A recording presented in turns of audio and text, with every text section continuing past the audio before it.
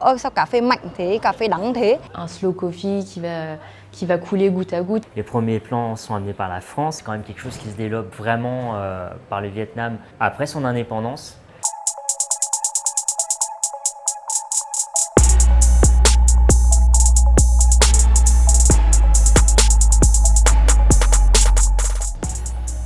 C'est vraiment le café à la vietnamienne, on prend le temps. Et tout le monde, en vrai, n'a pas le temps pour 20 minutes. Donc c'est vrai que c'est l'inverse de l'espresso, le filtre vietnamien.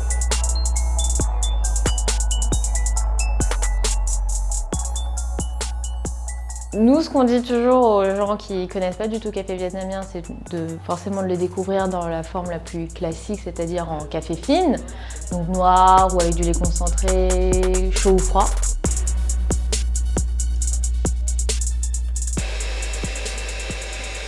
On a une grosse demande de café aux œufs. C'est le café qui intrigue le plus. Là, c'est café aux œufs. Café aux œufs. Et là, café déconcentré. Et ça chaud et ça froid. Bah, c'est bon. Hyper bon. Hein. Ça, c'est limite un gâteau, je trouve.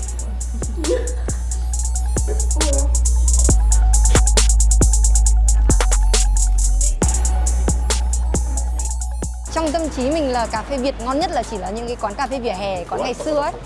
Et l'idée c'était ça, c'était de reproduire vraiment au niveau de l'expérience de comment on boit le café au Vietnam dans la rue. Có sự liều một chút trong đấy. Liều là vì sao? Tại vì ở bên này mọi người lúc mới đầu là mọi người nhìn, mọi người không nghĩ là tại sao ta phải ngồi vào những cái ghế nhựa thấp như thế này ấy. Nhưng mà dần dần cũng thấy kiểu tò mò.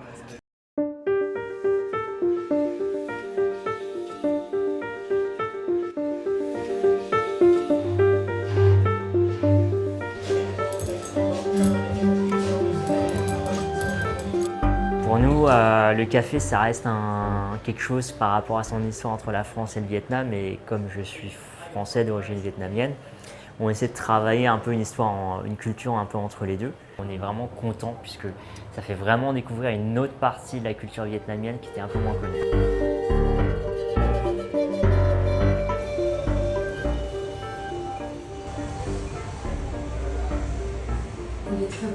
Merci.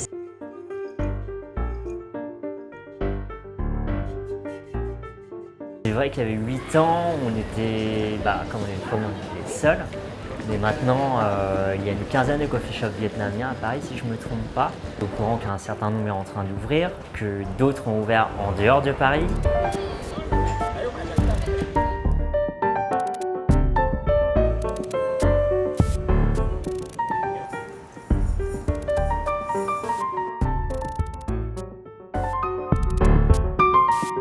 Tại vì cổng khá là nổi tiếng ở Việt Nam và cũng ở cổng thì em nhớ là theo kiểu phong cách dạng thời bao cấp của Việt Nam nên là nó rất là khác so với những cái quán cà phê bình thường, và với lại là kiểu cũng nổi tiếng về cái dòng cà phê cốt dừa kiểu vậy, rồi xong những cái món cà phê khác cũng khá là gọi là sáng tạo, thức uống sáng tạo.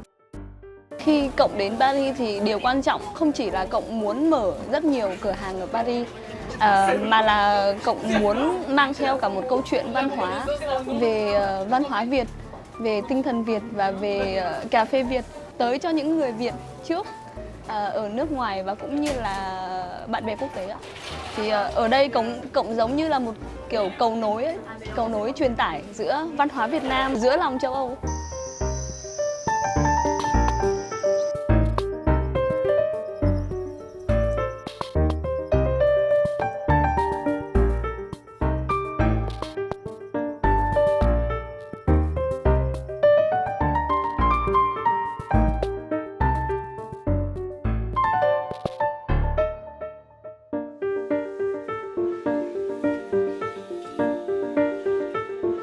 Donc pour tous les Occidentaux, il n'y a pas que les Français, l'Asie n'existe pas en termes de café.